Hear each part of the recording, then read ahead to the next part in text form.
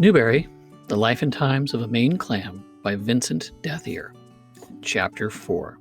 Newberry's Birthday Feast. August 14th was Newberry's birthday. He was 5 years old, which is pretty old for a clam. It was like being an old man, but Newberry did not feel old, and he wanted to celebrate his birthday. How can anyone celebrate a birthday in a mud flat? He couldn't bake a cake, and even if he could, there was no way to light candles. Newberry decided instead that he would have a great banquet. He would eat and eat until he couldn't hold any more. He would stuff himself as he'd never been stuffed before. So when the tide started, Newberry began to eat all the delicious tidbits that the currents brought him. He didn't have to stir from his doorstep. The tide was surging in over the flat brought all sorts of special things. There were eggs from sea animals, so small that he couldn't even see them. There were tiny animals themselves. He sucked them all in. For his main course, he ate little floating animals and larvae. For his salad, he stuffed himself with the tiniest of plants.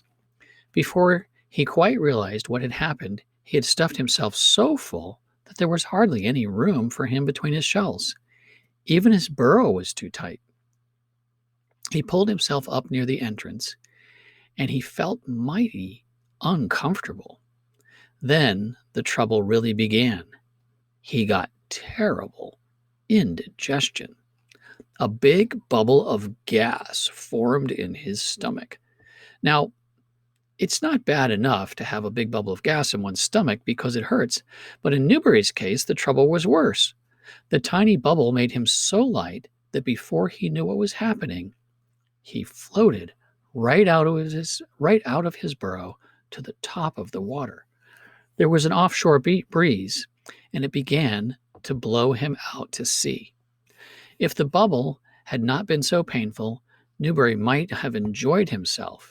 He was a venturesome soul, and he liked to travel. But being a clam, he had never had much opportunity.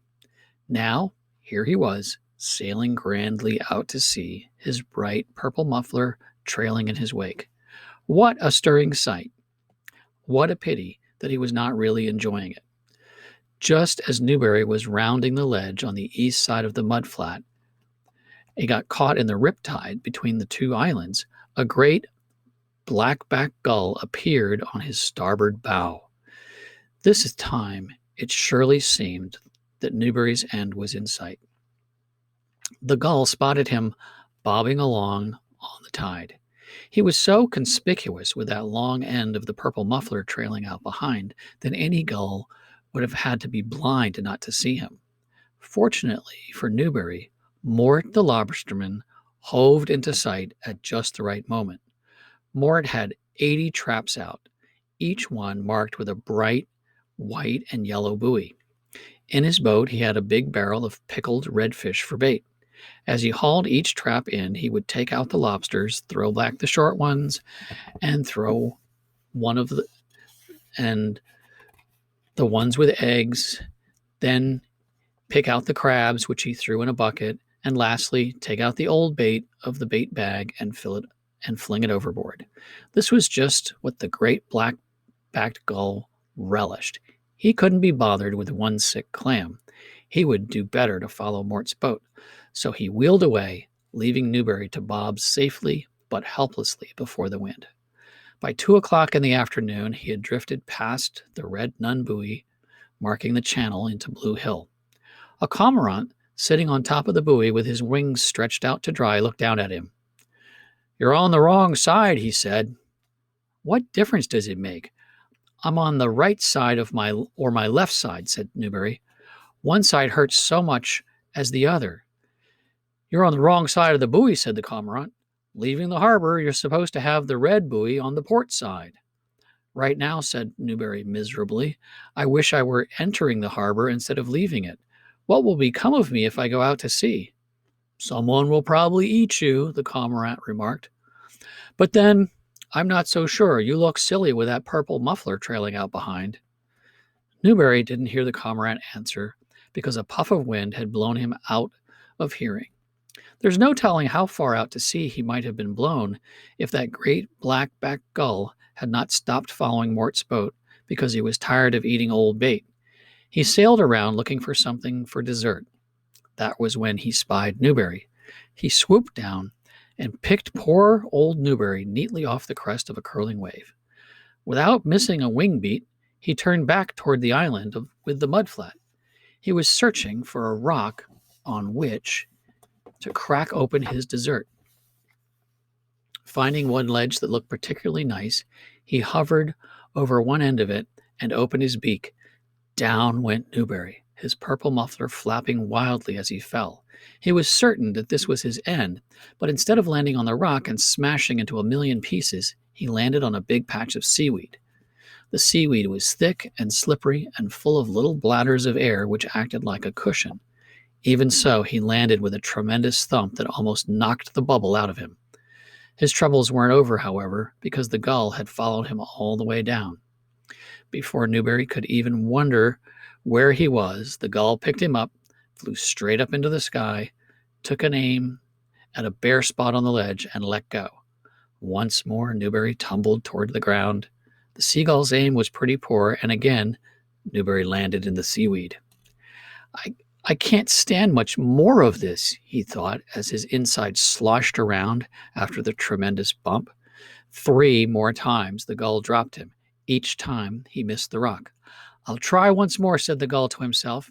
He picked up the battered and bruised Newberry, flapped up, and up, took extra careful aim, and let go for the last time. Down tumbled Newberry, twisting and turning in the air until he was quite dizzy. When he was halfway down, a gust of wind, stronger than the rest, swept in from the bay.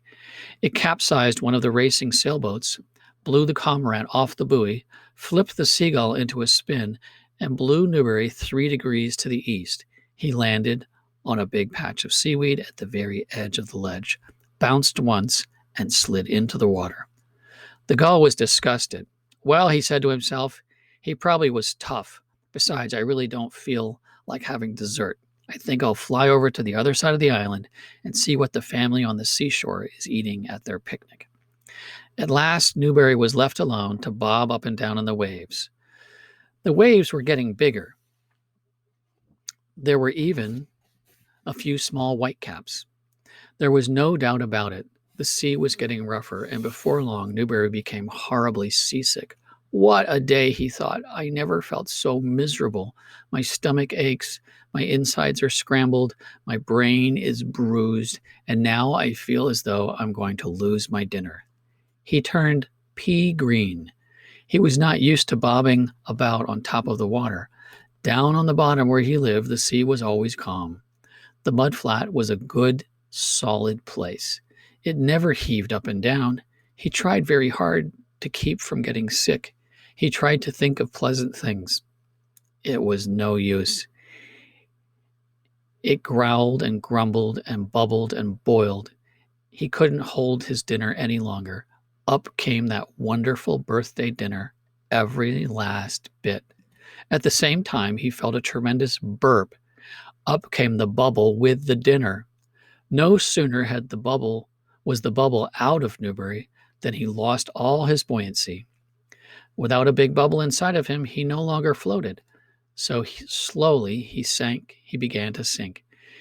The sea became calmer. He slid smoothly towards the bottom and landed gently in the mud. The currents of the tide tumbled him softly along and finally bumped him gently against his very own rock. With a great sigh of thankfulness, Newberry wasted no time burrowing deep into the mud, where he promptly went to sleep and didn't wake up for 3 days and 3 nights.